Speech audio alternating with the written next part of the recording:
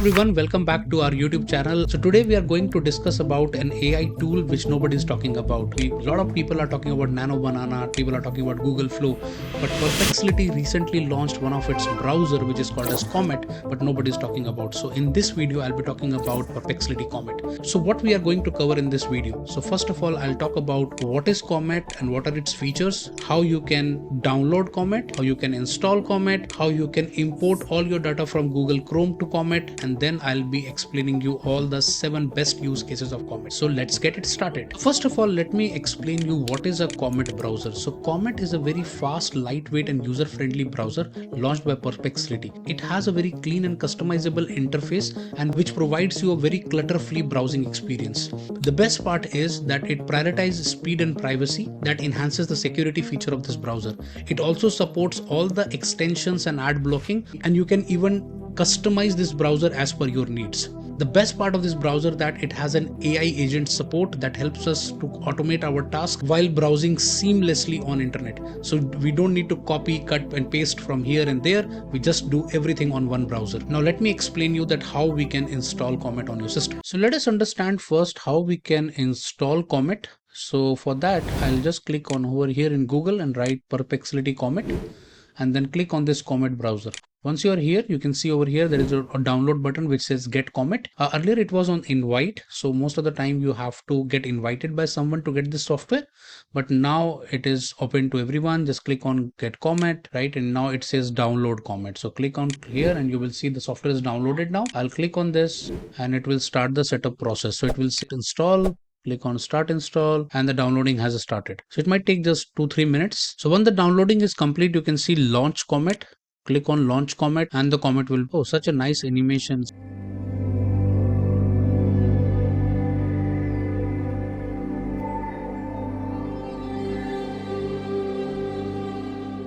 Now it says welcome to Comet. Click on get started. Now this is the interesting part over here that it says that you can import all the data which we have on Google Chrome, right? So I would like to see all my profile over here. So let me import. So it will ask for a profile name. I'll write my profile name. I'll click on continue. I'll say everything to be imported and it will come to your setting where it will ask for you want to make the Comet as your default browser. I'll say yes. Set default and there we go. And now it will ask you to sign in. So I can sign into my Google account. It will ask for your password. There we go. So let us continue. And then it says that this is the amount you need to pay for it. If you want a pro version or a max version, I'll go with continuous with free right now. So let us go one by one on each section of this particular browser. Okay. So it has this bar where you can type any website which you want to visit. So I can, if I want to open anything, I can type over here, let's say Google. So it will automatically take me to the Google. And after this section here is more like a chat GPT kind of section where you can ask him to perform functions. And this section here is a widget function over here where I can see clock, I can see the stock market details, I can see the weather app over here and all the other apps which I use most frequently like YouTube Gamma. I use it more frequently, so it is there. Here is my login details over here. If I click on Perplexity over here, then this is the option over here which says assistant. So if you click on assistant, it will open this particular sidebar over here and which says that, hey, if you want to do anything, you can use assistant. Okay. So we'll come to this part of assistant and I'll show you the different use cases which you can do. For the time being, let's ask. So let us give some basic prompts and let's see how it works. Okay. So let us use the assistant over here. And assistant also have a voice command, so I can give just voice prompts. Let's see a simple voice prompt. I want to write LinkedIn post on AI agents. Kindly help me that. And I can just press enter. And now it is gathering all the information. And now you can see that how this AI agent has helped me writing a simple LinkedIn post which says that, hey, AI agents shaping the future of the work. AI agents, what are AI agents? What are the latest example and trends in AI agent? How does it matter? And everything you have clearly written over here. I can add the hashtags also and ask him, let's see, add hashtags to it. And let's see. Okay, so it has given me hashtag also for the same. So this is a very simple use case within the Comet, how you can use this AI agent assistant, which can perform functions for you. Let's take another case and let's open. So open Google. Let's open New York Times. I'm showing you a different use case now. Okay. So we have this article over here. Let's take any article from here. So I'll simply say that summarize this article. Okay. So you can see that even though this article was a paid article, I cannot have an access of this, but still this particular assistant has helped me to find the key points from this article. So the best part here is that Comet is more like ChatGPT within the browser. So it is performing all the actions which you see on the screen over here, right? So in this way you can ask him to summarize articles. Let me try another one. So I have opened business line over here, and let me open any article like this one. So now this is a full-fledged complete article over here, right? And I'll simply make the notes of this article. Okay, let me make a detailed notes. So I'll just press enter, and now it has made a very detailed notes I can see from this article, right? That's very cool that you are able to make notes from just, even it has given me a very proper summary points also, which can be very useful for students. That's a very good use case over here. Let's do something else. Okay, let's go to YouTube. So I am on YouTube now, and let me find any video. So I have searched for this top AI tools 2025. So this is a video which was 6 months ago uploaded by Kevin.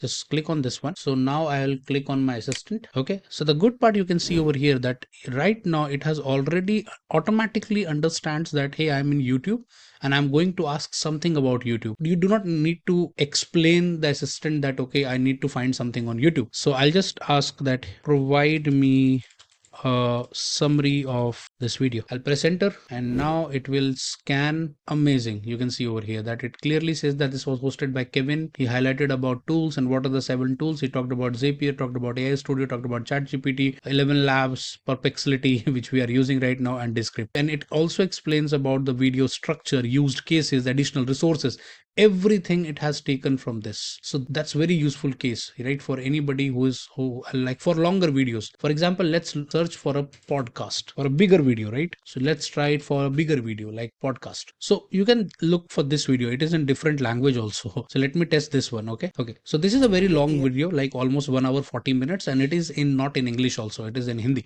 Let me give a prompt. Okay, amazing, right? You can see over here that clearly says that this is a podcast episode, deep discussion between Vaibhav. It talks about AI. AI is a small for medium and automation lead. And let's see how deeper it can go. So I can ask that, can you provide me timestamps also?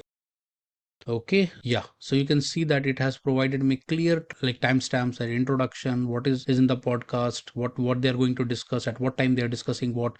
This is very amazing, right? This is very cool, because whatever you are doing is within the browser. You don't need to copy anything, you don't need to go to any other tool. Everything looks very seamless over here. So in this way you can summarize your videos. Let's do one more thing. That's another important thing which we can do right now on the YouTube, but I want to do something on that business line tab. Okay, so you can just at the rate choose this one, the window, and then you can give him instruction. Hey, let's see. So now you can see even I have not moved to that window, but still it is giving me ideas. Like it has understood that article and it has given me a complete blog that what I can write in introduction, what should be my summary points, what are the main issues I should be discussing, what should be my next step. So this is amazing, right? You are doing a lot of stuff within the browser only.